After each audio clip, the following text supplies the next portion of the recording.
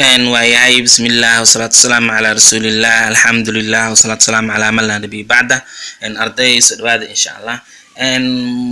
عشر كور وحن كسر هذا لنا سيدلو يبسد دومين نمي هوستين waxaa soo iibsan domain name-kan kasoo qabo oo ah eastafricaonlinecollege.com domain name-kana soo iibsanay macnaha marka waxaan rabnaa in aan maxay ahaydee aan cpanelkiis aan galno aan wax ka badbadalno aan rabnaa hadda ala yiraahdo marka saan idin sheegay dabcan cpanelka xogtiisa waxay kugu soo dirayaan emailka aad namejipka iskaga diiwaan gelisay meeshan email address meeshan ku qoran tahay email saxan hala geli insha Allah shaqeynayna waa emailkan ay kugu soo dirayaan xogahaasi panelkiyo marka emailkaas ay kugu soo diraan maxay ahayd aad aragtid kadib waxa ku jira marka panelka username-kiisa password-kiisa marka website-kan marka waxa ugu badbadashid ama WordPress ku shubtid ama hawlo badan ku qabtid waxa u baahan tahay in panelka gashid marka panelka waxa loo galaa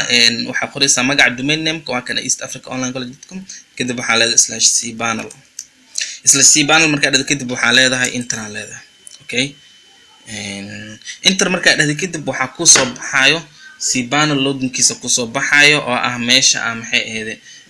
username-ka iyo password-ka aad gelin lahayd marka insha Allah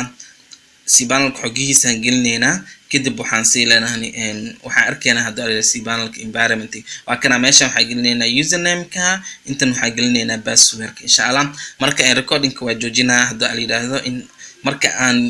username-ki password-ka aan geliyo kadib aan dib isku soo laabanayna hadda la yiraahdo waay arday login-ka waa galay marka cpanel waa kana dabcan hadda in badan aad maqasheen cpanel asig control panel laga soo gaabiyay marka waa kana macnaha cpanel area-dan laha waa home of your website waa macnaha meesha maxay ahayd website-kaada aad ka maamul lahayd failashiisa qaybo kale leeyahay insha Allah cashirada hore aan ku soo sharxay hadda inta aan u baahanahay la dul istaaga qaybtan oo kale email accounts oo kale waxaad isticmaalaysaa marka business email oo kale markaad abuuraysid forwarders oo kale waxaad isticmaalaa markii gmail iyo business email-ka isku xiray sidoo kale files meeshan file manager markii aan maxay ahayd aad file aad soo gelinaysid database marka database abuurinaysid domains anaga hadda marka waxaan u soconaa qaybtan domains u soconaa waxaan rabnaa insha Allah in aan maxay ahayd aan domain-keena aan ka dhex sameysano waxa loo yaqaan subdomain si aan ugu baraatikeeno oo hadda domain name-ka aan ku iibsanay account-ka aan ku iibsanay waa kana macnaha waxa waaye waa eastafricaonlinecollege.com hadda domain name-kana ku iibsanay soo marka waa kana disk usage-kiisa inta ku sheegaya marka waxaan rabnaa in aan maxay ahayd aan subdomain aan ka dhex sameysano si aan ugu baraatikeeno subdomain waxa la dhahaa domain name-kaada waxa raacaya macna tusaale ahaan domain name-ka haduu yahay oo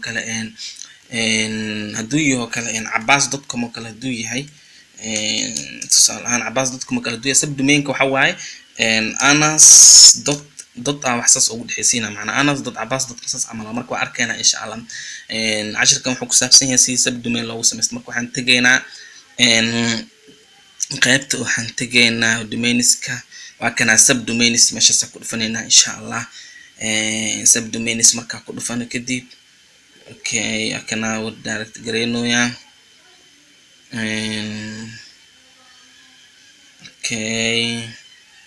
okay subdomain waa kana hadda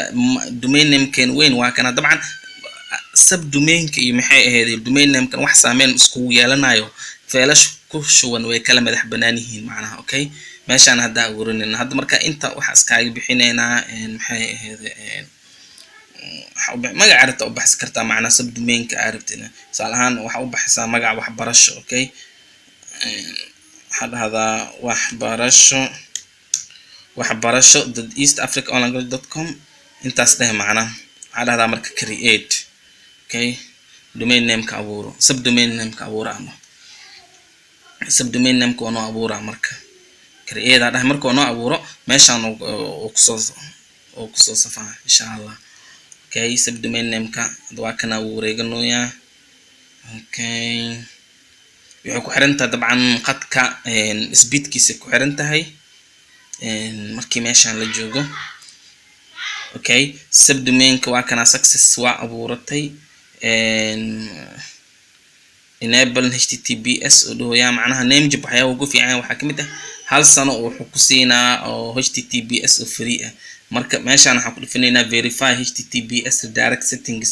meeshaan ku qoranta ku dhufanaynaa si oo maxay ahaydeen https oo ugu yeela macnaha hadda u jeedin East Africa qufulaas aan Soomahan inuu saas quful u saaro oo maxay ahaydeen oo secure oo dhiga macnaha okay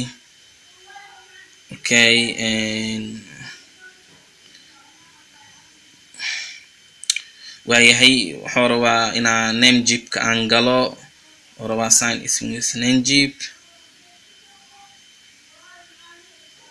okay sign in aan leedahay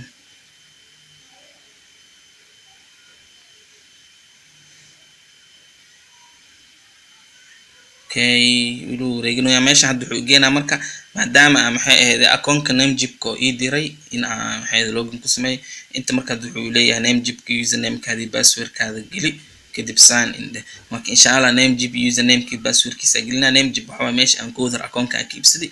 username-kii password-kiisa gelina sign in aan leeyahay kadib insha Allah aan isku soo laabaneynaa hadda aan yiraahdo marka waa kana waa gudagal dabcan hadda wuxuu leeyahay waxbarasho East Africa Online College.com band inuu leeyahay marka meeshaan ay ku qorantaa sync meesha waxaan ka leeyahay somehow refresh oo waxa arkaynaa in maxay ahayd SSL-kan noogu shubay kadib waan booqanaynaa insha Allah marka cashirkeeni aha sida subdomain loogu abuurto meeshas ayuu noogu dhamaad hadda waa kana active waliba hadda waxaan ku shubanay SSL ku shuban Soomahan SSL kan dabcan waa free oo waxa bixiso namejib oo gaar u yahay macnaha qolooyinka kale blue hosting iyo waxyaabahaas aan soo way bixiyaan hasa ahaatee lacag ku daraan balse qoladan waxyaabaha aan service-kooda ku jeclaaday kamid tahay oo SSL free ay bixiyaan sanadka koowaad sanadka labaad balse waa iibsanaysaa insha Allah macnaha waxa waa service-ka daslad koowaad la dhacday sanadka labaad iibsanaysaa marka waa kana subdomain ku waran hadda waa booq karnaa linkiga ma ku dhufo karnaa ama waxa kale oo sameey karnaa in maxay ahayd aan YouTube aan dhahna kadib aan URL ka qorno macnaha marka waa qorayna insha Allah subdomain-ka abuuran waxbarasho aan leeyahay kadib waxaa raacsiinaysaa domain name-kii weynaa oo ah East Africa Online College.com okay intaas leedahay intaas markaad kadib waxaa leedahay enter leedahay oo enter markaad kadib waxaa ku soo baxayo subdomain-kii abuurtay isagoo maran oo dabcan waxba ku jirin soo marka hadda wuxuu diyaar u yahay in maxay ahayd WordPress lagu shubo oo diyaar u yahay macnaha okay marka